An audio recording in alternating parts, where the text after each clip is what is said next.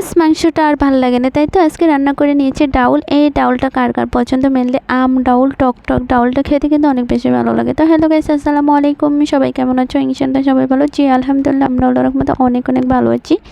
তো এই তো ডাউলটা দিয়ে দিচ্ছি গরম তেলের মধ্যে, কি চাট করে উঠেছে। তো অবশ্যই গরম তেলে দিলে কিন্তু খাবারের টেস্টটা অনেক বেশি বেড়ে যায়। তো আমি নর্মাল একটু তেলটা গরম করে তারপরে ডাউলটা দিয়ে দিচ্ছি। তো ডাউলটা দেওয়ার পরে এখন দিয়ে দিচ্ছি পরিমাণ মতো পানি। পানিটা দিয়ে এখন এটাকে সিদ্ধ করে নিব, একেবারে সুন্দর করে সিদ্ধ করে নিব। এই যে দেখো কি সুন্দর সিদ্ধ কিন্তু প্রায় হয়ে আসছে।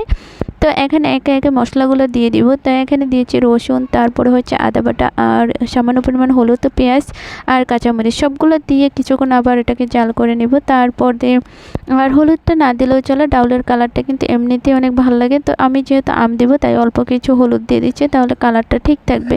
তাই যে এখন এটাকে গুঁড়ে নিচ্ছি। আর ইন্ডাকশনে দিলে কি যেমন বড় কড়াইতে দেওয়া হয়েছে, সেজন্য কাটতে গিয়ে একটু অসুবিধা হচ্ছে।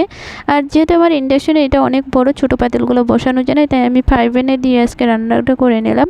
তো এই যে ডাউলটা কিন্তু সুন্দরভাবে বলক চলে আসছে, দেখতেই পারছো কালারটা কিন্তু অনেক সুন্দর হয়েছে। যে এখন দিয়ে দিব আমগুলো দিয়ে তারপর আবার এটাকে কিছুক্ষণ রান্না করে নেব। যেহেতু আম দেওয়ার পর বেশিক্ষণ রান্না করতে যাবে না, তাহলে কিন্তু একেবারে টক হয়ে যাবে, ডালটা পুরো টক হয়ে যাবে। তো আমি সেজন্য ভালো করে ডালটাকে জাল করে নিয়েছি। তো এখন আমটা দিয়ে দিচ্ছি, আমটা দিয়ে আবার কিছুক্ষণ রান্না করে নেব।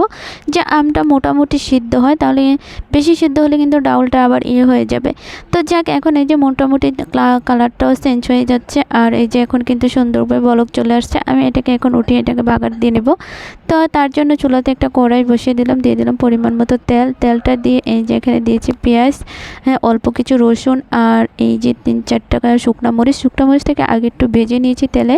তারপর পেঁয়াজটাকে একটু কালার করে সুন্দর করে ভেজে নেব। তো এখন এটার সাথে সুন্দর করে ঢেলে বাগারটা দিয়ে দিচ্ছি।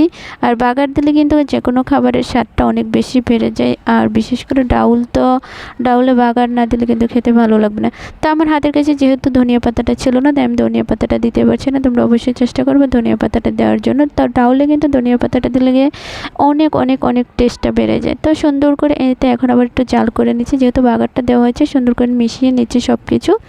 তো এই যে দেখছো কালারটা কিন্তু জাস্ট ওয়াও হয়েছে। আর ডাউলের কালারটা কিন্তু অনেক বেশি ভালো লাগে, কারণ ডাউলের কালারটা অনেক সুন্দর থাকে। যদি বেশি পরিমাণে হলুদ অথবা মরিচের গুঁড়োটা পড়ে যায়, তাহলে কিন্তু কালারটা চেঞ্জ হয়ে যায়।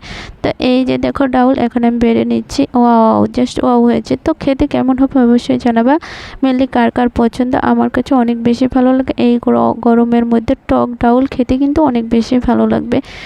তো ভিডিওটা কার কাছে কেমন লাগছে, ভালো লাগলে অবশ্যই পাশে থাকবা। দেখা হবে নেক্সট ভিডিওতে। সবাই ভালো থাকো, নিরাপদে থাকো, পরিচ্ছন্নতা আমাদের জন্য দোয়া করবা। বাই।